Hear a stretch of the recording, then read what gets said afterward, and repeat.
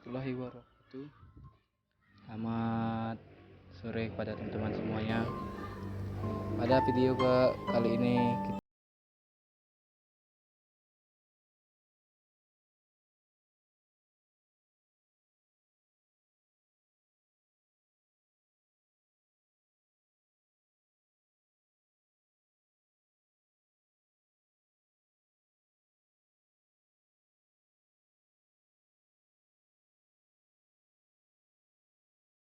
perbuatan seperti mengamalkan suatu amalan ataupun sebagainya, teman-teman akan merasa kekuatan tenaga dalam itu pun akan kekal, karena itu pun dari jerih payah teman-teman semuanya.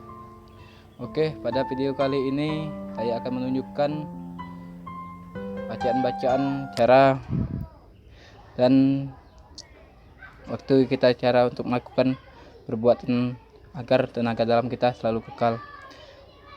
Dan sebelumnya kita akan melakukannya dengan sesuai pengertian dahulu. Sebenarnya tenaga dalam itu pun banyak manfaatnya, bukan hanya sekedar untuk melindungi diri sendiri, tapi juga bisa melindungi orang-orang lain dan juga keluarga, seperti menghilangkan orang kesurupan atau sebagainya. Dan inilah amalannya. Yang pertama, kita harus duduk bersila dan berdiri tegak menghadap kiblat. Pastikan tempat dan diri itu pun suci. Sepertinya tempat itu tidak ada kotoran-kotoran ataupun pakaian-pakaian yang tergantung ataupun pakaian yang udah pernah dipakai, itu pun harus dikosongkan. Dan lebih baik kita melakukannya di masjid ataupun di tempat-tempat kamar pribadi, agar kita dalam melakukan selawat tenaga dalam ini tidak terganggu oleh bisikan-bisikan ataupun pendengaran yang membuat kita kaget. Karena jika kita akan kaget, maka fokusan akan hilang. Dan beginilah buat teman-teman yang telah subscriber, yang telah ingin mencari tahu bagaimana cara untuk mengembangkan tenaga dalam bagi seorang pemula. Dan kita akan memberitahu sedikit rahasia untuk mengembangkan tenaga dalam bagi seorang pemula. Yang pertama, kita harus membaca sholawat Nabi. Sholawat Nabi ini serah mau baca apa, atau Allahumma sholli ala sayyidina Muhammad wa ala sayyidina Muhammad, ataupun sholawat Nabi yang lain, karena lebih panjang sholawat Nabinya akan lebih bagus. Karena sholawat Nabi ini pun perlu agar kita mengucapkan salam kepada Nabi. Yang kedua, Al-Fatihah. Lakukanlah Al-Fatihah 3 kali secara benar, jangan sampai ada huruf-huruf yang salah ataupun tajwid yang salah Al-Fatihah. Karena Al-Fatihah ini jika kita dalam salah, maka kekhusyuan Al-Fatihah dan tarkik Fatihah tak akan pernah kita dapatkan. Sudah kita membaca Al-Fatihah 3 kali, lalu kita baca la ilaha illallah Allahu akbar. Dan kita lanjutkan lagi membaca Al-Ikhlas 1 kali, Qul huwallahu ahad. Sudah 3 kali ayat Al-Ikhlas ini, baca lagi la ilaha illallah Allahu akbar lagi. Dan kembali lagi, jika telah membaca la ilaha illallah, baca lagi Al-Falaq, Qul a'udzu birabbil falaq. Dan jika telah membaca Qul a'udzu birabbil falaq ini, kita baca lagi la ilaha illallah Allahu akbar. Terus kembali lagi ke bacaan An-Nas.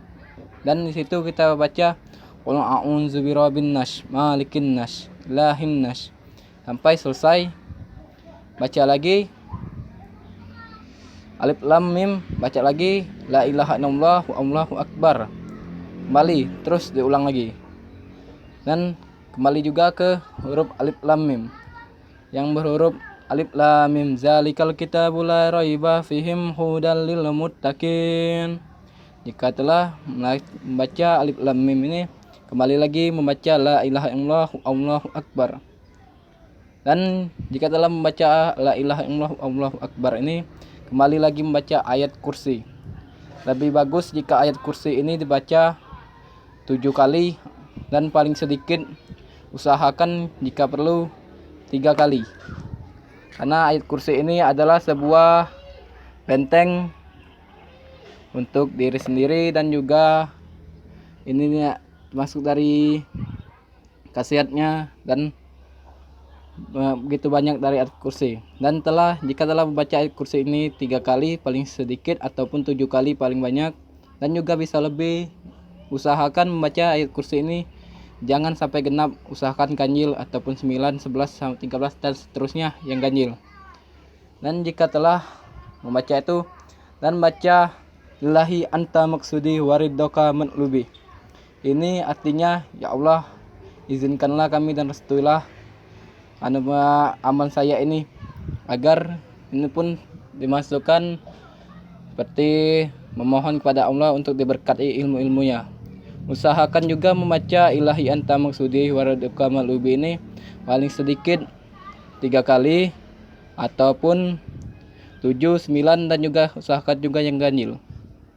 Dan jika telah sudah membaca ini, dan kita pun lanjut membaca ayatnya tasbih, usahakan juga diri tadi masih tetap berdiri, masih tetap duduk dalam kaki bersila dan dia dada tegak, dan juga yakinkan juga diri bahwa masih dalam keadaan suci, wudhunya tidak terpecah karena kebatalan yang lain, dan juga tempat-tempatnya masih suci. Dan bacalah, dan usahakan jika telah bersih semuanya, usahakan lidah ditunjangkan langit, lidah tunjang ke langit,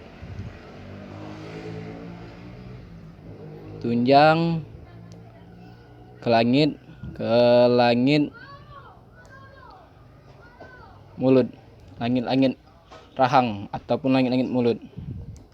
Dan jika telah menunjangkan itu, bacalah Allahu Akbar, Allahu Akbar, Allahu Akbar, Allahu Akbar, Allahu Akbar sebanyak-banyak mungkin. Karena dalam membaca Allahu Akbar sebanyak mungkin, dan fokuskan diri, hilangkan semua pikiran, hilangkan semua yang diragukan, hilangkan semua masalah, fokus membaca Allahu Akbar, Allahu Akbar. Jika telah fokus membaca Allahu Akbar banyak-banyaknya, insya Allah kau akan mengetahui sedikit rahasia dari Allah, dan sedikit merasakan perbedaan pada diri sendiri. Oke teman-teman, terima kasih untuk yang telah menonton video ini. Bagi yang belum subscribe, mohon subscribe, dan jangan lupa pada semuanya like, comment, and share video ini. Semoga pengetahuan kita kali ini membagi menjadi manfaat. Saya pun juga ingin semua teman-teman untuk kembali ke jalan Allah, karena semuanya itu tak ada gunanya jika kita tidak mengenal Allah. Maka jika seorang yang tidak mengenal Allah sama aja dengan seorang binatang yang ataupun seorang sesat yang tidak mengetahui jati diri sendiri. Oke teman-teman, inilah rahasia pemula ataupun bagi seorang pemula yang ingin mengembangkan tenaga dalamnya sendiri. Sebelumnya terima kasih, ucapkan assalamualaikum warahmatullahi wabarakatuh.